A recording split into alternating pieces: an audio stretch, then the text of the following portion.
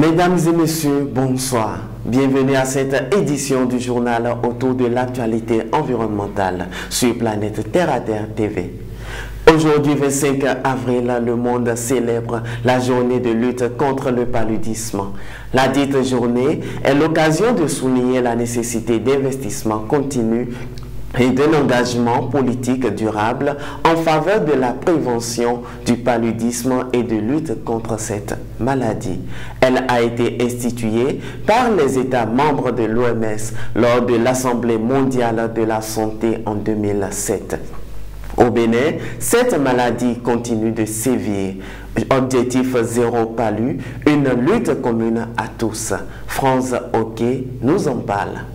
Le paludisme, il faut dire donc que nous sommes tous conscients du fait qu'aujourd'hui, notre continent notamment fait face donc à cette vieille affection qui, depuis des décennies, donc, continue de décimer des vies.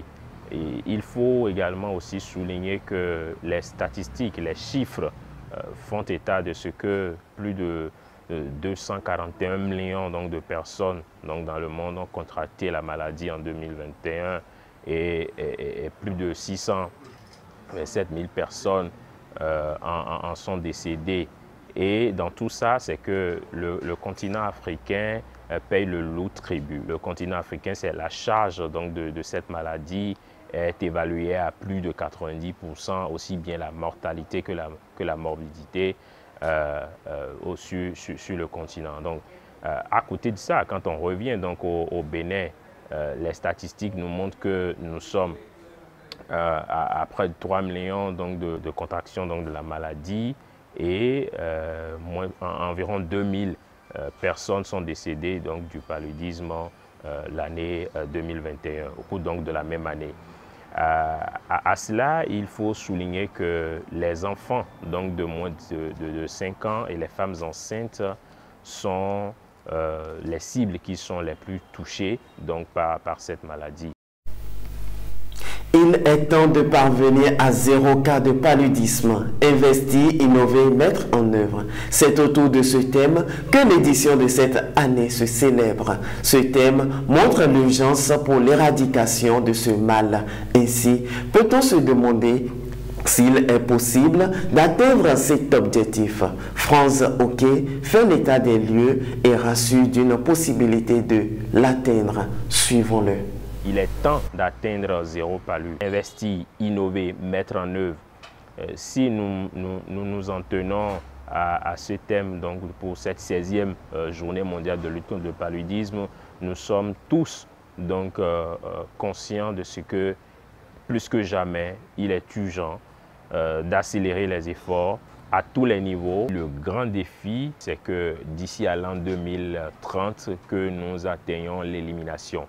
Alors, l'élimination, bien avant l'éradication, parce que quand on parle donc d'élimination, il faut comprendre que nous devons tous travailler à ce que la charge de la mortalité soit complètement réduite. Cela ne voudra pas dire que nous n'aurons pas quelques cas, mais plus personne ne devrait mourir faute du paludisme, parce que les outils existent, les stratégies existent, et donc nous devons ensemble travailler dans une approche de multisectorialité à ce que les enfants de moins de 5 ans ne meurent plus de paludisme, les femmes enceintes ne décèdent plus donc du paludisme et que tout citoyen, toute personne, quand il est atteint donc vraiment du paludisme, puisse avoir le réflexe, d'accord, d'aller vers les formations sanitaires, ce que nous appelons le recours aux soins précoces. Donc, le recours aux soins précoces permet de prévenir donc, la forme grave du paludisme. Et c'est en cela qu'il est important d'amener tous les acteurs, et même vous, les acteurs des médias, à croire à la chose. Oui, c'est possible d'atteindre zéro paludisme. « 100% Terre » vous fait découvrir les merveilles de la nature pour le bien-être de la peau et des cheveux. 100% Terre, c'est des beurres végétaux, des huiles végétales, des graines et des poudres. Passez votre commande en un clic.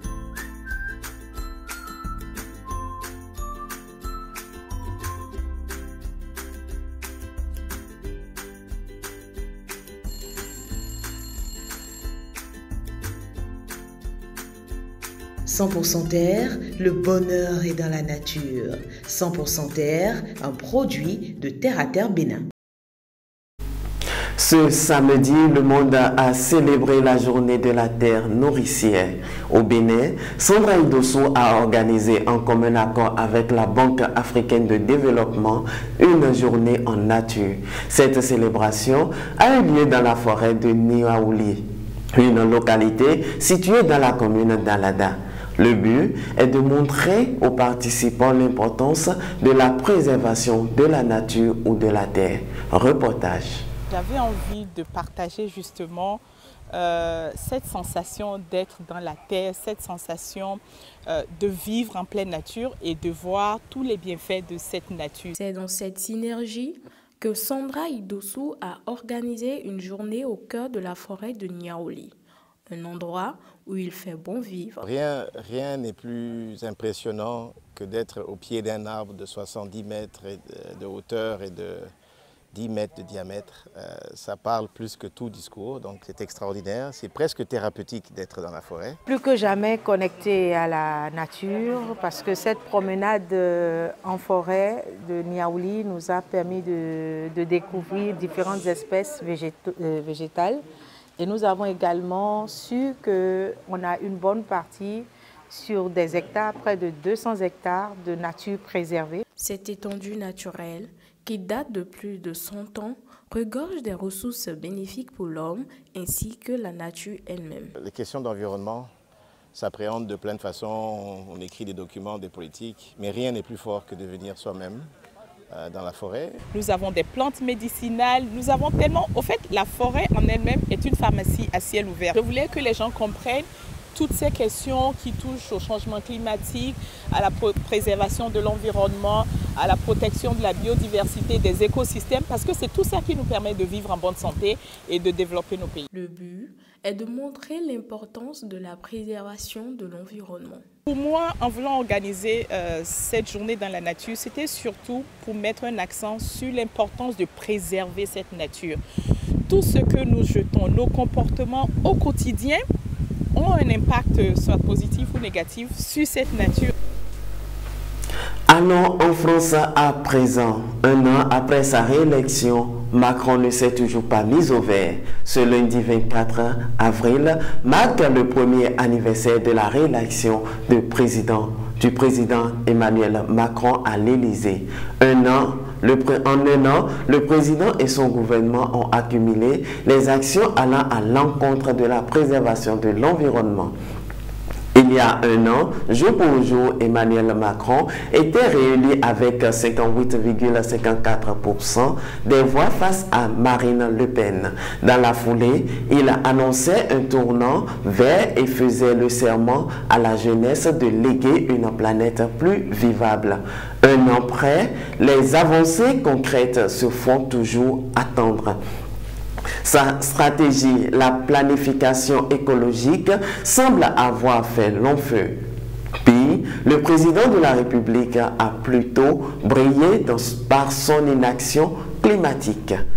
Mesdames et messieurs, c'est sur cette information que nous mettons terme à la session d'information de ce jour autour de l'actualité environnementale. Merci pour votre fidélité. Prenez l'habitude de nous suivre sur notre chaîne Terre à Terre Bénin, sur Facebook et sur YouTube et www.planète-terre-à-terre-tv.pj, notre web TV.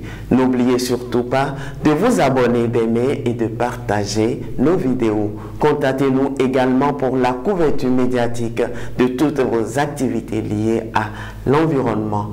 Protégez l'environnement parce que l'environnement, c'est vous.